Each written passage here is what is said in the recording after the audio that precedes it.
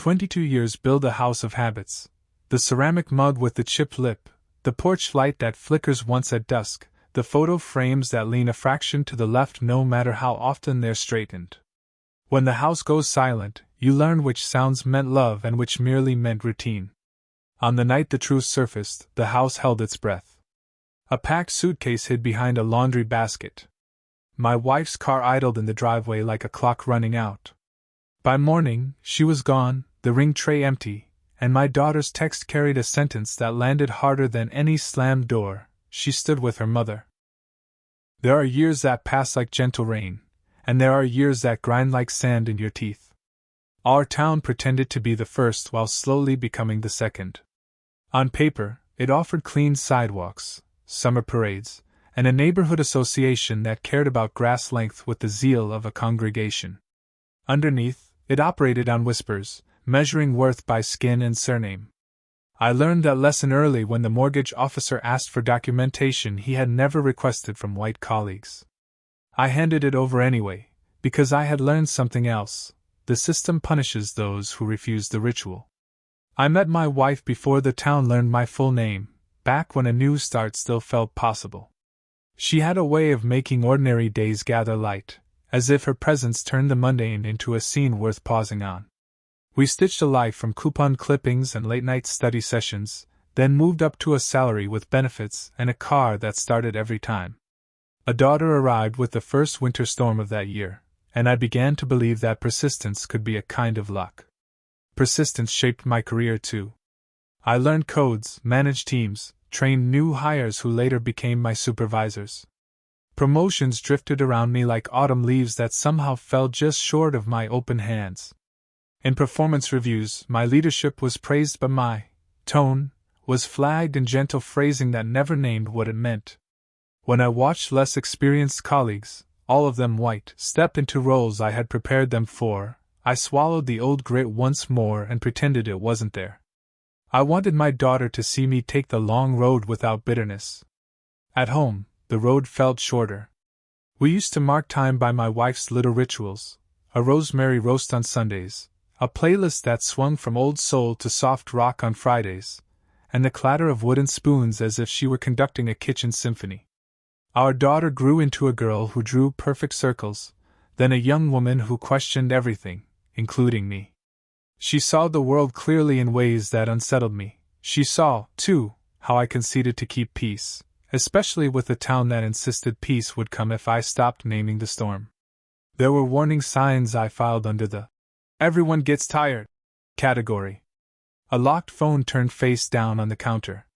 Scraps of perfume that didn't match the bottles in our bathroom. A new fitness class that ended later than any studio hours listed online. These were threads I didn't tug, because I had trained myself not to unravel things. Work trained me in that. Survival trained me in that. I told myself that long marriages move through gray seasons and return to color if you wait out the weather. I never factored in a climate change of the heart. I never imagined the house itself might be learning a new language, one I was never meant to speak.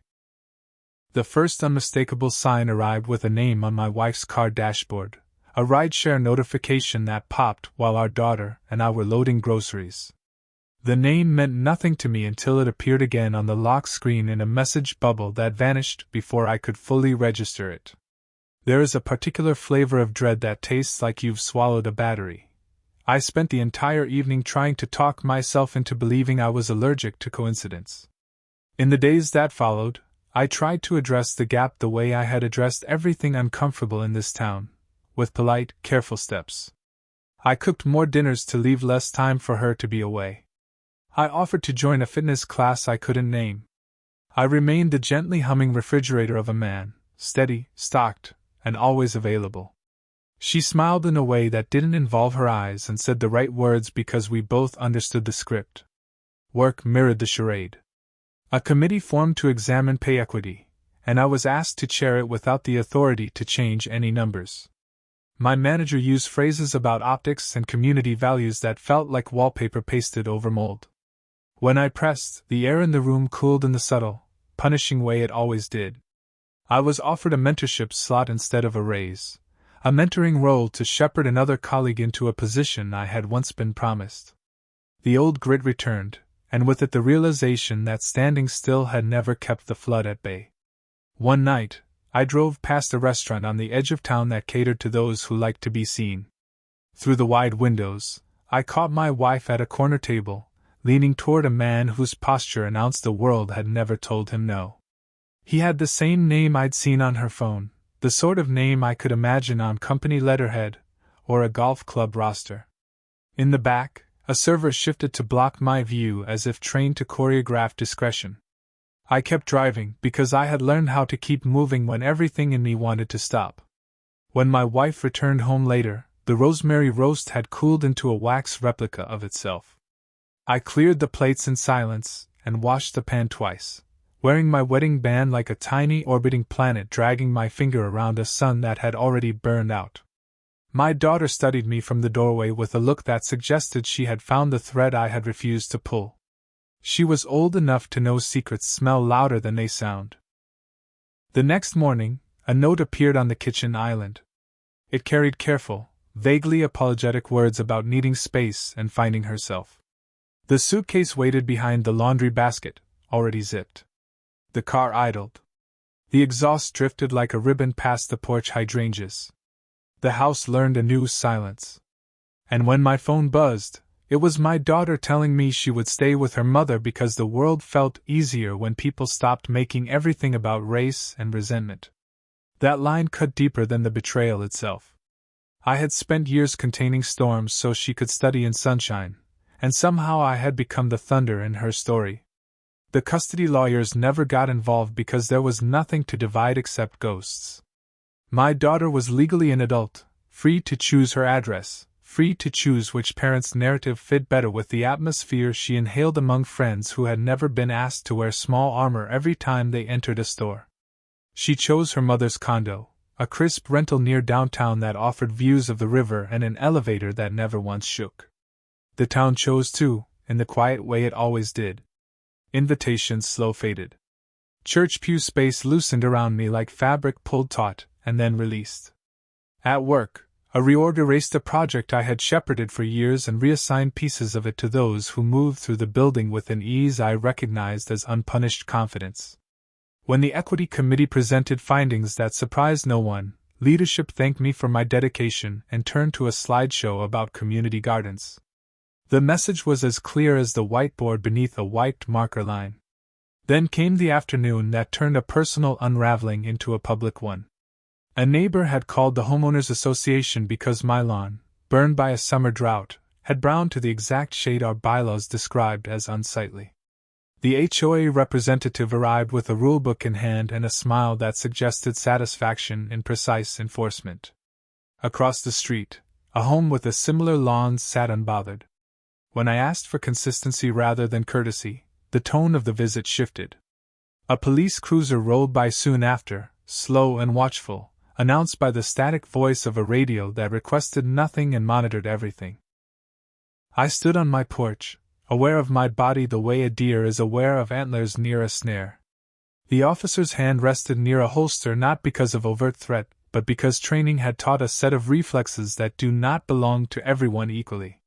The conversation ended without incident, which is another way of saying it ended with my compliance. Behind the blinds, a neighbor's silhouette lingered, and in that shape I read the story so many had already decided to tell about me, the man who could not keep his wife, could not keep his daughter, could not keep his grass within regulation, and still dared to ask for the same treatment others took for granted. That night, I finally allowed myself to read the texts my wife had sent me from months earlier, messages that now sounded like a person already stepping out of a room while promising she was just adjusting the light. The man from the restaurant appeared more than once. So did the ways she agreed with him about my anger, which they misnamed as a habit rather than a response to a lifetime of air that carried a hidden weight. Betrayal has a special cruelty when it borrows the vocabulary of your oppressor to justify its escape. I went to the garage, where the boxes we never unpacked rested like patient witnesses. Among them lay a photo from our 10th anniversary, 3 figures under a ballpark banner, arms linked, world briefly narrowed to joy. I held that picture under the flickering bulb and realized what broke me wasn't only the affair or the departure. It was the idea that the people I loved had grown comfortable in a weather pattern that drenched me while keeping them dry, then blamed me for being wet. The next morning, I woke to an empty kitchen and a calendar with no appointments. The old protections had failed. Only the truth remained, sharp as glass and impossible to hold without bleeding. Healing does not arrive like a parade. It creeps in through tasks you once considered invisible. I mowed the lawn before the HOA could notice, reseeded the dry patches, and replaced the porch light so it no longer stuttered at dusk. It felt like surrender and self-respect in equal measure. In the evenings, I cooked for one, rediscovering that food can be seasoning and softness rather than proof of a family you're trying to keep together. I returned to running, not for pace or distance, but for the rhythm of breath that stays truthful even when you are not. On weekends, I drove past the river walk where couples paced in the golden hour. I parked near the library where my daughter used to volunteer, and I walked inside to a community board full of small invitations. A nonprofit posted a notice for mentorship in neighborhoods like the one I grew up in, the kind that trains kids to navigate systems that were never designed for them. I signed up because I wanted to become the kind of man I had needed at 15, not the kind of man my town kept telling me to be at 45. The first young person assigned to me arrived with quiet intelligence and a backpack that held more responsibilities than books. He asked about internships and college essays, then about how to stay calm when a store clerk followed him through aisles without saying a word. I told him what I wish someone had told me, that hypervigilance can be a survival skill and a thief of joy at the same time, and that he deserved spaces where his mind could be curious instead of defensive. Together we wrote a plan for the summer that included applications, reading lists, and a long baseball game where we let our bodies forget the invisible armor for 3 whole hours. The town didn't change because I started volunteering, but my experience of it did. I learned the names of people who kept showing up in rooms that don't make headlines, the ones who steady ladders and pour water and quietly question bylaws until they shift a fraction toward fairness. In those rooms, I met a woman who ran a legal clinic for housing disputes. She explained that the HOA's uneven enforcement could be challenged, not because my lawn deserved special treatment, but because justice requires consistency more than it requires softness. We filed a complaint supported by documented comparisons, and the board agreed to revise inspection protocols. The victory was microscopic and vast at the same time, evidence that persistence sometimes needs to be loud. At work, I stopped moderating my voice to the exact pitch that comforted everyone else. I asked for the raise with metrics, dates, and names. I submitted a letter to HR cataloging the pattern I had endured. I applied to roles outside the company that valued my full history instead of only my usefulness. One of those roles materialized into a position at a regional firm with a leadership development program that didn't use the word pipeline like a promise it never intended to keep. I accepted the offer, and on my last day, I cleaned my desk with a calm I had not felt in years. Sometimes escape is not selfishness. Sometimes it is oxygen. Word of my departure reached my daughter through the social web that still tied us loosely. She texted a simple note about being happy for me and asked if we could meet. We found a neutral coffee shop that smelled like cinnamon and laptops. She arrived in a tan coat that looked like it belonged to someone learning how to perform adulthood. When she sat down, she studied my face the way she used to study stars in a planetarium dome, searching for patterns she could name. She spoke in paragraphs, not excuses. She explained that her mother had painted a portrait of me that emphasized the rain and blurred the sky, and that believing it had felt easier than reconciling how love can exist alongside tension. She admitted that she had underestimated the cost of the armor I wore, because the town had taught her that armor meant aggression rather than self-preservation. She did not ask me to forget. She asked if we could begin again with the truth held between us like a lantern none of us could carry alone. I told her what I had learned in the months since the house went silent. Love is not proof against betrayal, and betrayal is not proof against love. She does not need to punish herself to return, and I do not need to diminish myself to welcome her. We agreed to meet again, not to fix everything quickly but to refuse to pretend again. As for my ex-wife, her story braided itself with the man from the restaurant, then frayed. The truth about him was not that he was a villain, it was that he had never been asked to be a hero. Their romance burned cleanly for a while, then met the oxygen of reality. I heard, through the polite rumor that passes for community news, that she moved to a smaller place. She sent a single letter months later, full of reflections that were not apologies. In it, I recognized a person who had also been shaped by the quiet coercions of our town, who had swallowed her own storms until the exit door looked like salvation. Understanding her does not mean excusing her, it means acknowledging that harm can travel through people who are trying to survive a different weather.